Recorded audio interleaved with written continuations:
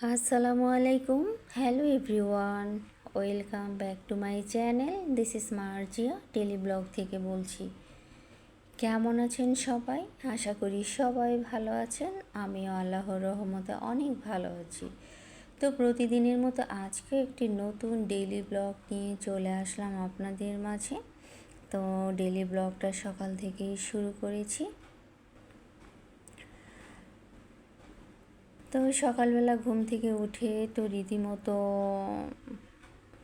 অনেকগুলো কাজ করে নিলাম। আর আমার কাজ বলতে, কাজের মধ্যে আমি খাওয়া দাওয়াই করি বেশি। আমার এটাই সবচেয়ে ভালো লাগে খেতে। আমি খেতে ভীষণ পছন্দ করি। আর আমার একটু পরপরই ক্ষুধা লাগে। তো সকালবেলা ঘুম থেকে উঠে গিয়ে আজকে একটু টক দই দিয়েই সকালটা শুরু করলাম।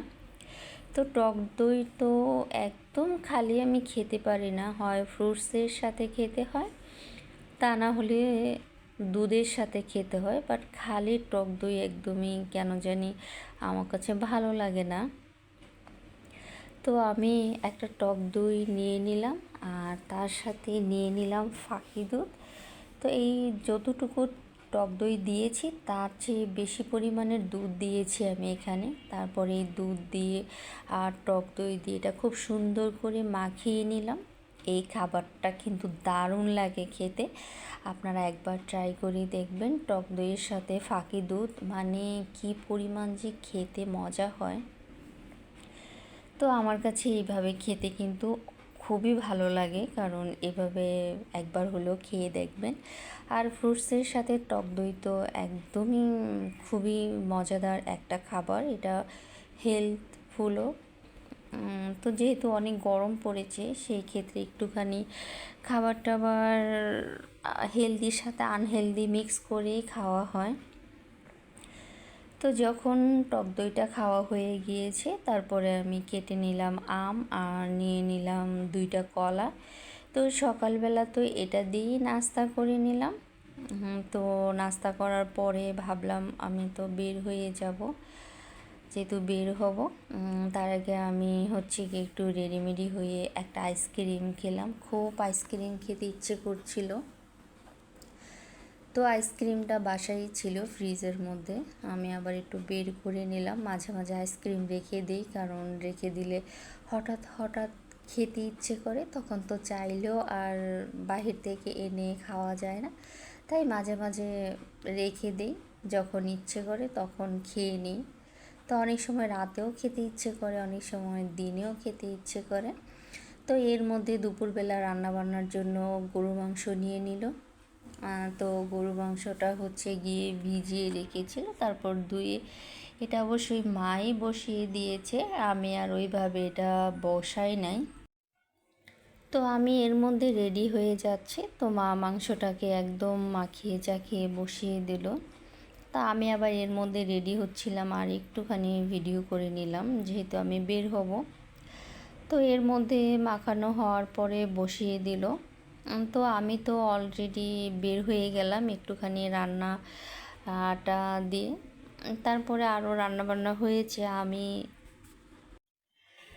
আমি চাইলেও এখন সব কিছু খুব সুন্দর করে ভিডিও করতে পারি না, কারণ আমার হাতে সময় খুবই কম। তো এত কম সময়ের মধ্যে ভিডিও করাটা আসলে কষ্ট হয়ে যায়। তো কি আর করা, এর মধ্যে আমি যখন বিকেলবেলা মানে বাসাতে আমি বাসায় চলে আসছি আর কি। তো এর মধ্যে তো রান্না খাওয়া দাওয়া হয়ে গিয়েছে। তো আমি যখন গেলাম, তো দুপুরবেলা গিয়ে আমি খাবার দাবার নিয়ে নিলাম।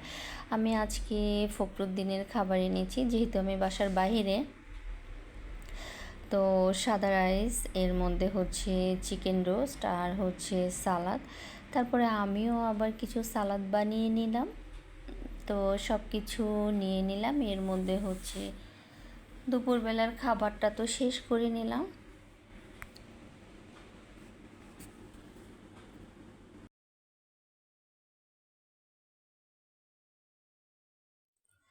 আর ফখরুদ্দিনের রাইসটা কিন্তু দারুণ লাগে, এর মধ্যে চিকেন রোস্টটাও দারুণ চমৎকার।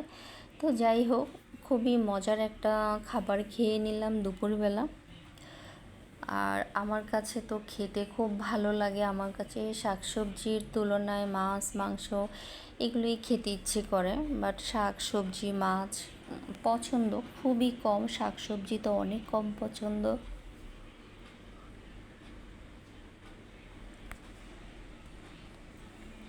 তো দুপুরবেলার খাওয়া দাওয়া তো সেরে নিলাম, তারপরে হচ্ছে কিছু কাজ ছিল, কাজগুলো করে নিলাম। তো এর মধ্যে কাজটা শেষ করে বাসায় চলে আসলাম। অলরেডি সন্ধ্যা হয়ে গিয়েছে। তো আমি আবার খাবার দাবার মা বলছিল যে খাবারটা খেয়ে নে, তো শুটকির ভর্তা করেছিল, তেলে দিয়েছিল।